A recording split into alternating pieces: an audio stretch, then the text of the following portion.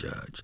Like, a lot of people are transparent, a lot of people are forthcoming. In today's time with social media has really glamorized materialistic, like you say, the physical looks, the material possessions, the cars, like, social media has really given people a false illusion of what they need to look for in relationships. Like, when we talk to people, like we did when we was at Wing Daddy, and the young lady said, well, you know, in today's world, it's like men just get straight to the point and say, look, I want to have sex. Like, it's not about getting to know your name. It's not about getting to know your favorite color, your favorite flower, none of that. It's straight from A to Z. But you want to know why? Because most guys that don't like to be rejected, they feel like they don't have nothing to lose.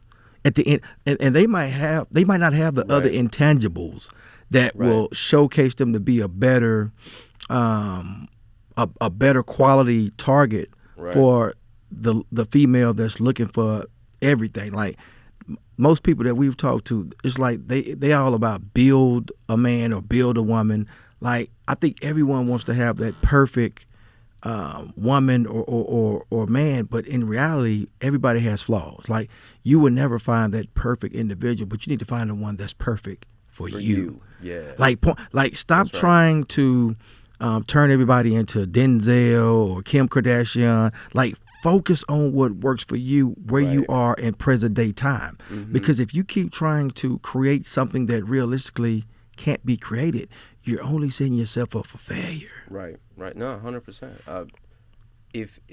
If we don't have our shit together from a dude's perspective, like, you're not going to make that connection. Period. Right. It's just not going to happen. Right. It's not. But now, let me think about this from and this week I know we have somebody coming in to our podcast, right, to have a conversation, right. But let me kind of switch from I think how a woman views it, right, is they're gonna look at it as is this dude gonna be like good to me, right? Is he gonna like treat me well, right? And I'm just calling these things out. I don't know for sure, right?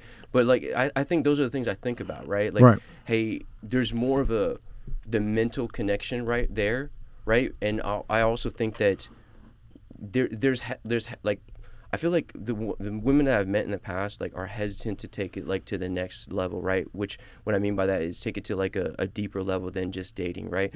Because the concern is that, hey, is this person going to change after we get together, right? Is this person going to be this way after I get together, right? And I think that's where that hesitation comes from, right? Also, the finance part of it, right? The finances are key. 100%, right? Is this person going to let me in on the finances, right? I don't know, right? And I think that the hesitation comes from that is, hey, can I trust this person to not treat me like shit later, right? And I don't know. That's just kind of my experience. I'm not saying that happens to everybody, but that's just my experience. Because everyone I've always met, like, down the road, like, and that we want to take it to the next level, it's like I feel like they want to understand, like, the deeper level of everything when everything is going fine already. Of course. Know what I mean? Like, if you're already deep with them, then I mean, I don't know how much further you can go with that, right? When you already have made a good, solid connection, I don't know where that can go from that point. That's just my experience. But everything you just said is spot on. But and I think moving forward for a lot of people,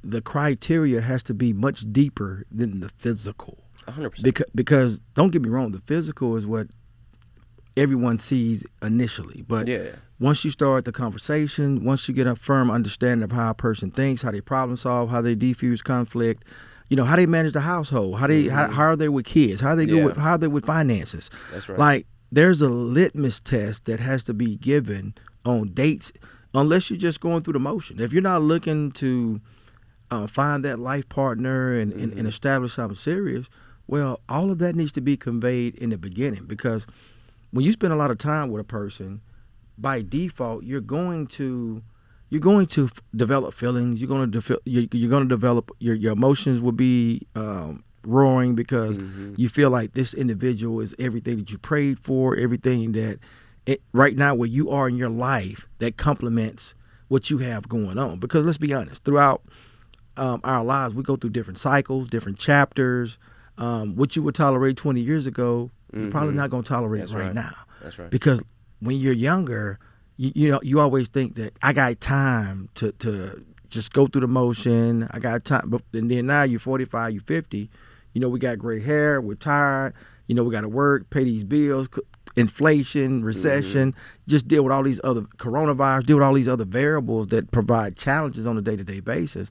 Not realistically, you just want somebody that's going to care for you and nurture you and love you and just take care of you at the end of the day. And I'm talking about mentally first and foremost, emotionally, because as you can see, so many people are mentally, unfortunately, fractured. Broken, yeah. So when you're dealing with someone that's because of a past relationship or, you know, any other type of transgression that might have them in a bad headspace, like, unfortunately, I don't think that would be a good fit for you as a partner if you're looking for something long term. What is your take on that? I mean, yeah, like long term, right? Like, I don't want to say I'm carrying over any kind of baggage or anything like that. I've kind of worked out my issues from my past marriage, right? And you know, I dealt with somebody that cheated on me, right? And I feel like I'm good now, though, right? I feel like I've taken so much time, like, to really focus on myself and learn, like, the person that I am. And I didn't go jump, like, with someone right away. That I'm at the point now where it's like, you know what? Like, I can make a connection with somebody, but I want value out of it, right? Like, right. I mean, it's easy just to meet somebody that you just don't give a shit about, right? That's easy, right? But I think the harder part is finding someone you can connect with and becoming that power couple, right? That I kind of like. I feel like that's where I was heading to with my previous marriage, right? And let's see here. That was my last marriage. Okay, so before that, and I haven't really touched with you about this a lot, but I was married before, like the first time before my second wife, and she died, right? So I had to deal with a lot, like coming even through that, right? So I had to overcome like a bunch of depression from that, right? But then I took the time again that I needed to kind of heal myself and then become a better partner for somebody else going forward, right? So I think if I look at where I'm standing at now and look at what I'm looking for, I mean, yeah, I can go find somebody easy, right? But that's not what I want. I want somebody that's gonna build like become like. And the thing is, you know how we always talk about the white picket fence and all that kind of stuff, right?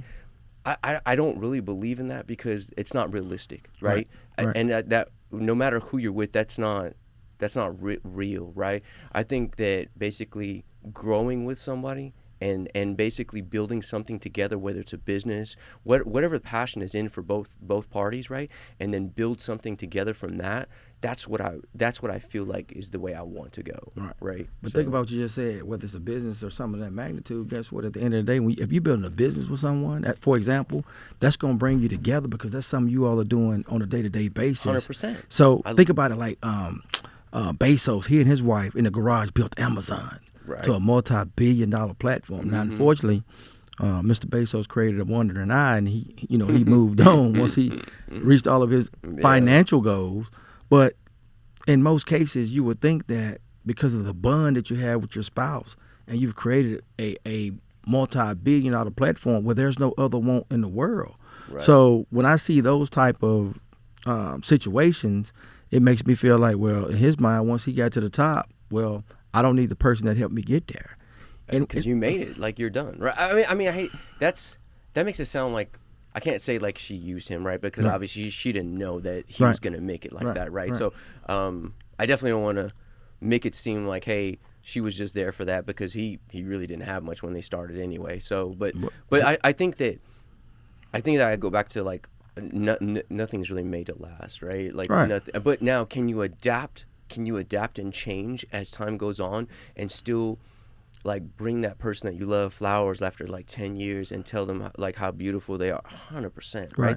I mean, you can do that if you are truly into that person. Oh yeah, if you're truly connected, in every absolutely. Which way, right? Every day. If you built something together, right? An empire, right? I would think that there's so much that you can be connected with that person. Absolutely. You know what I mean? Absolutely. I mean, I'm going to relate back to something previous to where in my past, basically my ex-wife and I, like we built like an empire, right? It was built from the ground up. Like, I mean, it was a business that just got out of hand, right? And you know, I can't say like I think if I look at back at now, I feel like that was a situation where I met this person, right? And I had like a lot going on for myself, and this person did it. Right. And I helped her basically build up to that point, right? And I feel like in that scenario, once she hit that point, right, then I was no longer needed. Absolutely. You know what I'm saying? So right. that was basically, I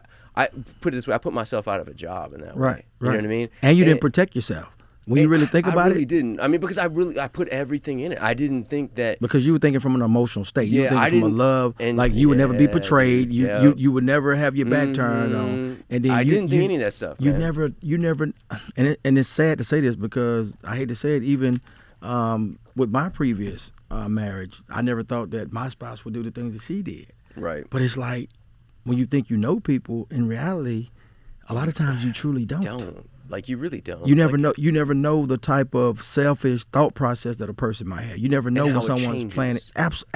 Like by the snap of the finger. But you've done all the right things. You've checked the right blocks. You provided a platform where someone who realistically didn't have the know-how or the resources, but you gave them that, and then in return, guess what? They betrayed you because in their mind, I don't need you anymore. That's right. Like that's exactly what happened. Like people are like chameleons. Like they never truly communicate how they feel until they've already made it up in their mind that guess what? I'm out. Right. I'm not trying to work on anything. Like you might think everything is perfect, everything is going well, but you never know that your partner might be thinking otherwise because they truly never communicate that until the reservoir breaks, and then at that point it's too late. Man, look, this is getting hot and heavy. Look, we got to take a break. We're gonna come back. These viewers and listeners are coming in. Hopefully, y'all are hearing some good content, and y'all need to go to our YouTube channel. Like seriously. Give them a shout out, Mike. Y'all need to go subscribe, like, and share. Because guess what? It's only going to get hotter. It's only going to sizzle more. And I'm telling you, at the end of the day, we're going to give you the blueprint going into 2023 to have successful relationships, businesses, all of that good stuff. Give it 5 more minutes, right? Let's take like 5-minute break, right? Then I want to talk about like basically what is needed for a man to basically reach what he wants,